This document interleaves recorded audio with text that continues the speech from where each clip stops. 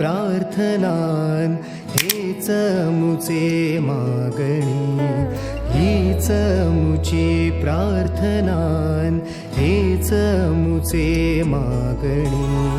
माणसाने माणसाशी माणसासम वागणे.